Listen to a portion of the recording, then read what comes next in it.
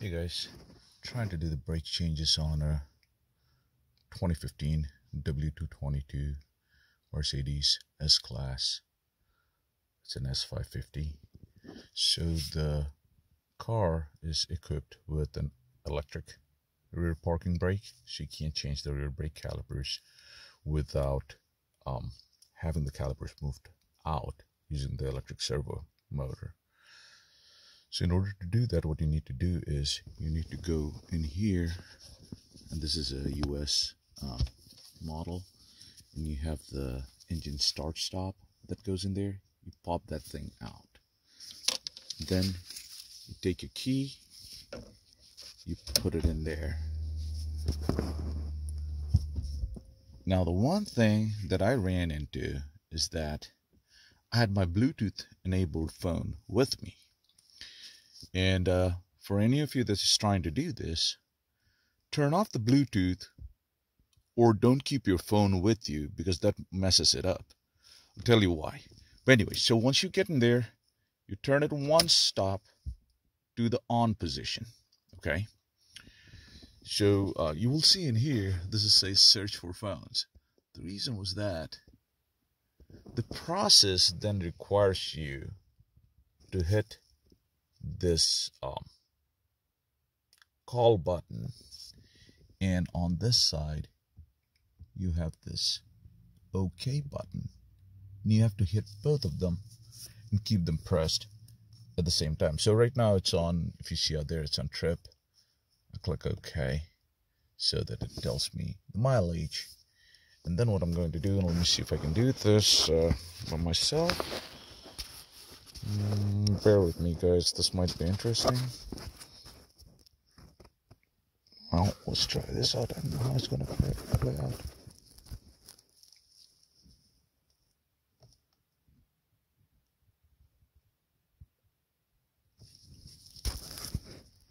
So you'll see that after I kept that pressed, it came to the vehicle data, and I use the down arrow here, and I take it to the brake pad replace, and I click OK. And it says move to fitting position with OK. So I click OK again, and it says moving to fitting position. And once that's done, your calipers are gonna be ready to be removed. So now I'm going to stop this, I'm going to go back out, and I'm going to take one of the calipers out, and I'm going to record that. All right. So we're back again. I have the factory brake pads for this. It's not really bad. The service reminder comes on, I believe, at 50%. So if you're if you're watching this, you're obviously one that works on your own car. So just check your pads, see what they're at, make your own informed decision. As you can see, these pads are not too bad, but I'm in the process of changing oil and doing stuff, so I figured I might as well change it. What you need is a 13 millimeter, if this thing can focus on it, wherever it is. Anyway, it's just a 13 millimeter for this side, and you also need a spanner, which, sorry guys, sorry for moving it around. Hold on, let me pause this for a second. So anyways, what I ended up using was see that dude there? That's a 17 mm that you need in order to hold on to that one, and then you need your 13 mm on this side in order to break these loose. So let me take this apart, and then I'll get back and show you the next steps. Guys, to get to the you'll see that I have this thing torn apart because I'm working on the oil change. But in any case, for you to get to the brake fluid reservoir, which you'd have to loosen up in order to move your calipers back, you have to loosen up, take out actually 4 of these things, you know, the plastic stuff that you have, the trim fasteners. You'll have to pop off 1, 2, 3, and 4 of these to take this panel up, because the brake fluid reservoir is underneath this panel. So I'm just using 2 screwdrivers to pry them off. So here we are. We have taken out this panel, and there is the brake fluid reservoir. And what we're gonna do is we're just gonna pop it loose and just let it set. We do not want to contaminate it, so just loosen it up so that it has expansion capacity, and just leave the cap right on. Once we're done with this work, we're going to tighten it back up, put this trim back on it, make sure we don't lose any of these guys, because I'm sure we're not going to be able to find them. I think I just dropped one as I said that, but we will find it, and we're going to put them all back on. I'm going to put this away so that I don't lose them, and let's get on with the brakes. Video cut out, but here you can see the caliper is pushed back, and it is now got enough room in there that I can replace the pads on it. And all I did was basically pull on it from that side, and that's all I did, and that's what I'm going to do on the other side. So just, it worked out for me. See if it does for you.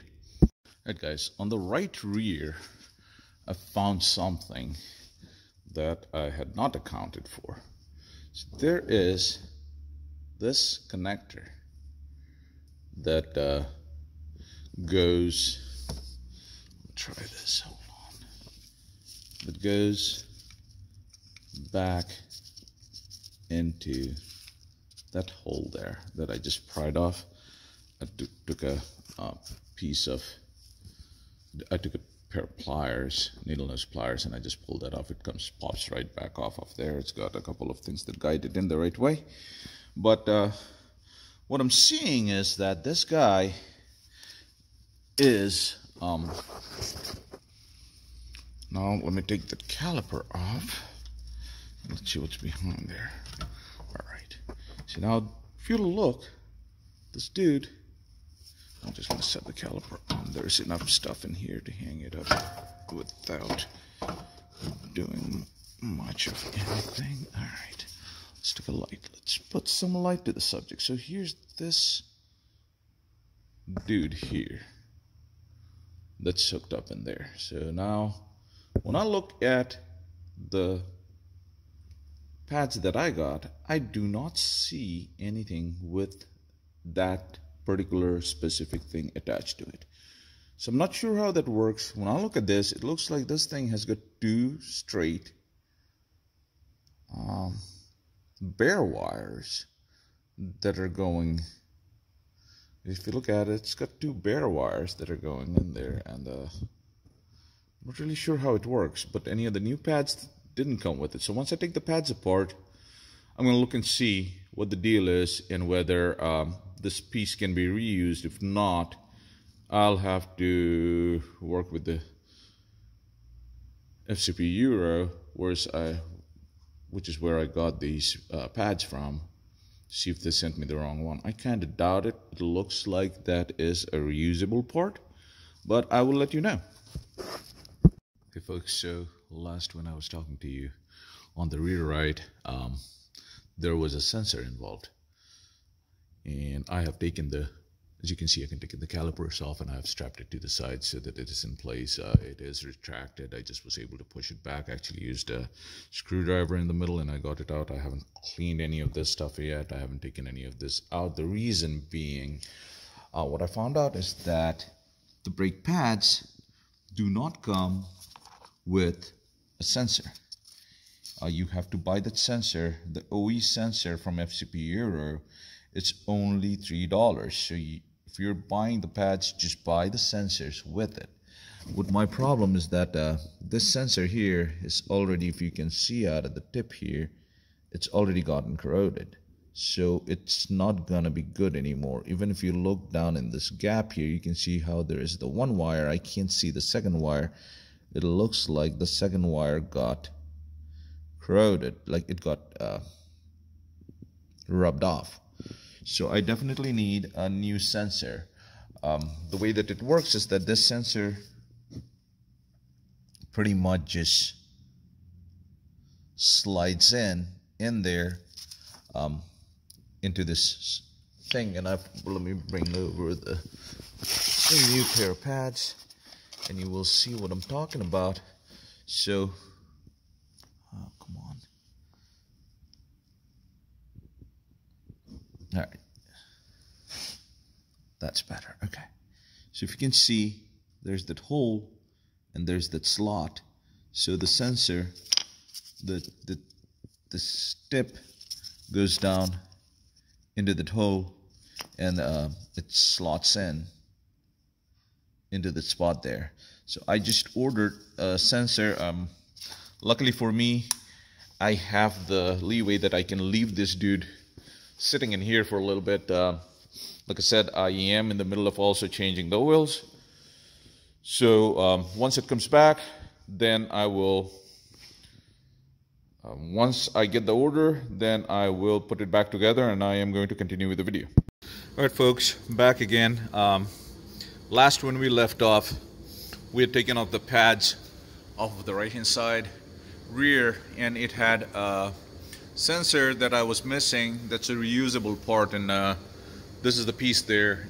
It got a groove cut through it where all the wires and everything got cut. So here we have the new one.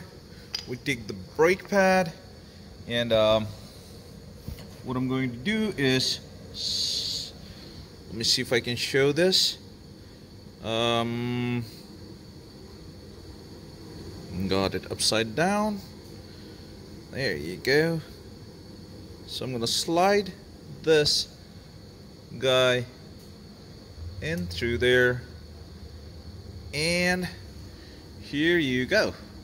We have our brake pad with the sensor on it. I kind of touched the braking surface, so I'm gonna hit it with a brake cleaner now, and then I'm gonna put it all together. So give me a couple of minutes, let me get it all assembled, and then I will be back on the video.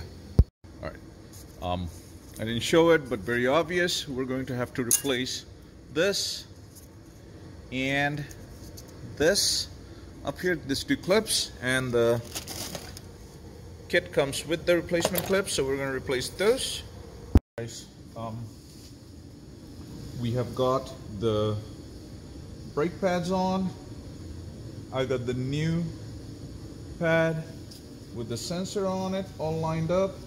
I've got greased it up, got the inside of the caliper greased up, got the copper grease on there, and I had this thing tied up in here just so that we didn't kink any of the lines.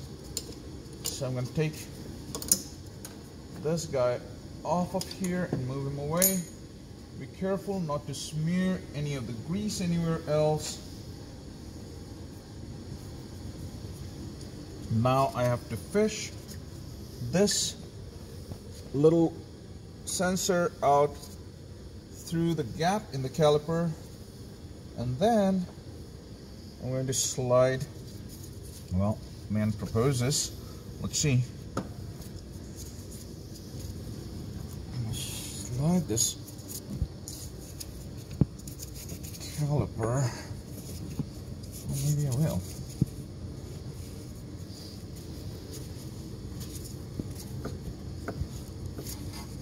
Technical difficulties, folks. All right, there you go. And we're on. So the box came with two brand new bolts for it, and I'm gonna just thread them on in there. And once again, this outside one is a 13mm, this inside one is a 17mm. So I'll see you in a bit as soon as we get this all put together. All right. All right. If you see this spot here, I don't know if you can see it here. Do you see where? Yeah, there you go. So this guy goes into this one, and there you go. Your sensor's on. The brake pads are on. If you scroll back, you can see the brake pads are back on there. So they're still loose. The parking sensor, the parking caliper hasn't kicked in, so it's still in the service position. So next thing we're going to do is we're going to go and reset the electronic parking brake to the right setup. So let's go do that. Alright guys, we just got the brakes put back on. Now, moment of truth. We have to get the brakes retracted from the service position. So once again, I put my key back in this slot. Do one turn, and here it comes back. It says fitting position reached. Exit fitting position with OK. And I'm going to press OK. And here is a caution, exiting fitting position. Fitting position had been exited. Let me do a quick check. Alright, so what I did was I went up front and tightened up the cap on the brake fluid reservoir so that I could pressurize the brakes. These have one-way valves anyways, but still did that, and then pumped on the brake pedals a couple of times. Went back and checked on the rear calipers and they're good, so we are good here. So I'm going to go ahead and confirm with an OK, and that is good. So my brake pad replace is good now.